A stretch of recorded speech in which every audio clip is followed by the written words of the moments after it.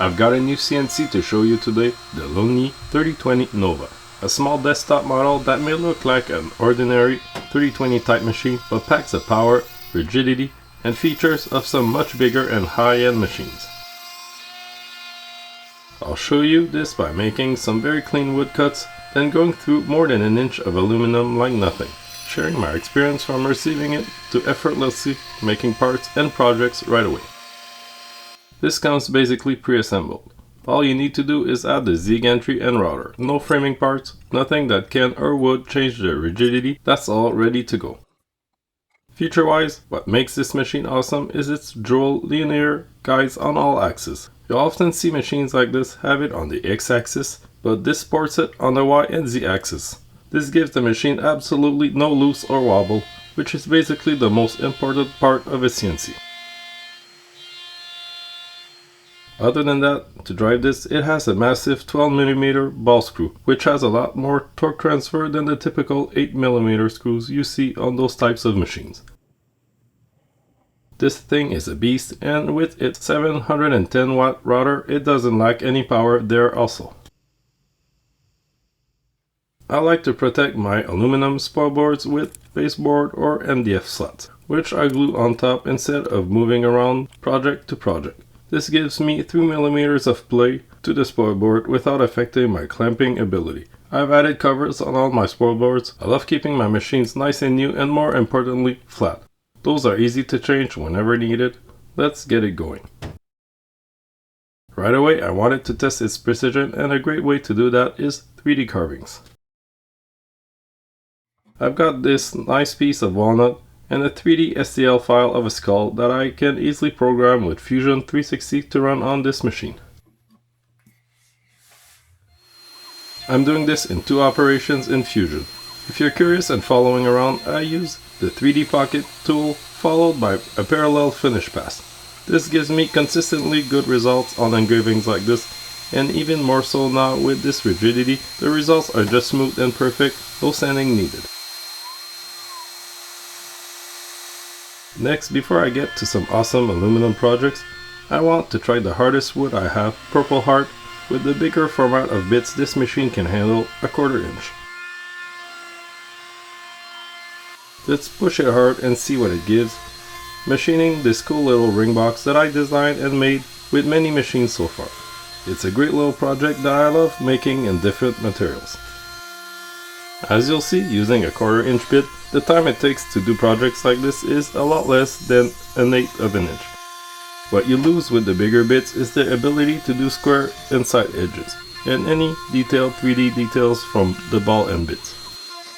Else, it's a lot more efficient, and most wood projects I do are done using a 1/4 inch bit.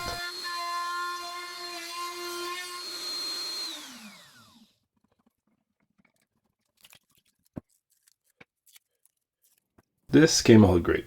The brown color you see here is normal with Purple Heart after you just worked it. After a day or 2 in the light, it pops right back to purple. As you can see, it doesn't even need sanding, and if so, very little. This is what having a rigid machine will get you. Less layer lines, less sanding, just better, quicker results. Now I'll be back to some wood projects, but for now let's transfer to aluminum. And I'm very excited to start by upgrading the machine and adding an L bracket, which will help me make projects a lot more easy to clamp down. They sell those, but I've got a CNC and I'm not about to buy something I can make. So let's get going with a quick design using MillMage, which is Lightburn's CNC app, a really cool app when you want to design and machine simple 2D objects like this. With my file ready, let's get cutting this on 1/4 inch aluminum plates. Right away I can hear that this is going well. No vibrations, no struggling sounds. I think I could even make it faster, and the next project I will, a lot faster. I'm cutting some deep pockets, so the screws holding this down on the spoil board won't protrude on top, giving me a safe passage for my router bits. Having this type of clamp is really a game changer in setting down materials, as you'll see. I'm installing it as soon as it's ready, going right to another more complex aluminum project. It came out awesome. I used this polishing pad to polish up the edges and they feel so smooth. Giving it a good scrub with this makes them shiny. If that's what you want, which I'll do with my next project. You install this clamp wherever you want your bottom left corner of the materials to land, and then it prevents from twisting, moving, and gives you a lateral area to clamp against. It also gives you a repeatable corner to do multiples of a project without complex placement issues. It's just a great thing to have on any spoil board, and I'll use it on nearly all projects on this. The ring box that I made earlier on Purple Heart, I want to make it in aluminum, but with a giant hole inside, not just a small ring hole. A nice little aluminum box that hopefully will snap shut tight, because I'm not going to sand it after.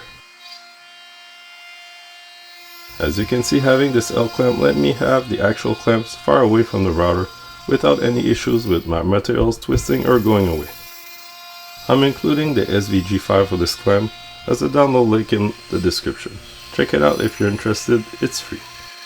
I'm going 2 times deeper than my L bracket with this box, which is a little bit louder, but no vibrations, no sounds of struggle, and amazing results. This machine is awesome, eating whatever I was thrown at it with ease. Now for the cover, on wood earlier, I just leveled down from the 1-inch materials to have it done in the same operation, but that would take a long time and be a huge waste of aluminum. So I have this 3/8 plate that will be perfect for it. I'm going with 3/4 of a millimeter spacing for closing the cover. Hopefully it's enough. It should be. If this machine is precise, it'll get a snap fit.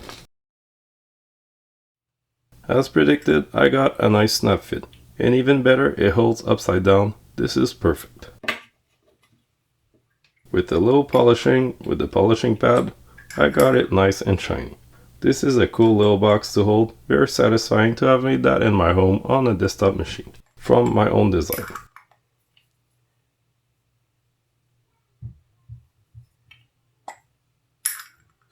Now I've got this block from a failed previous project and I want to save it, level it down and make a nice tray with it using my bowl bit, which requires a lot of power and stability to work well.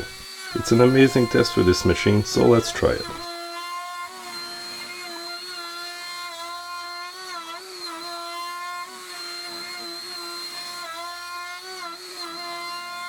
This is doing a lot better than I expected and is giving me again great results that would barely need any sanding, with some very clean sidewalls.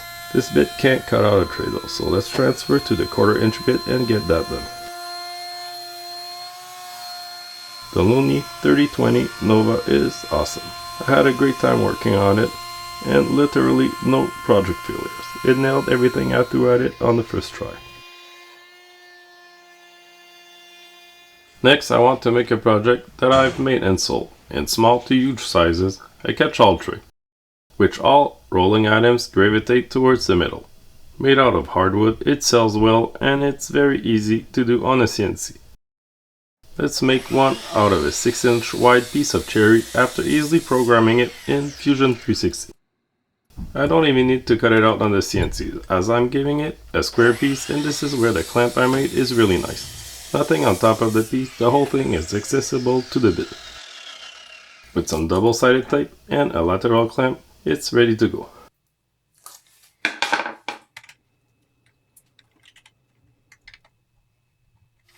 I put the bit a little bit too low, that's why I scratched the top, but that's fine, it'll go through this anyway in the machining. This is what I get for zeroing by eye. It starts with a rough cut, leaving big lines, and that's normal. It's to remove bulk material and save some time. The last step will make it perfect.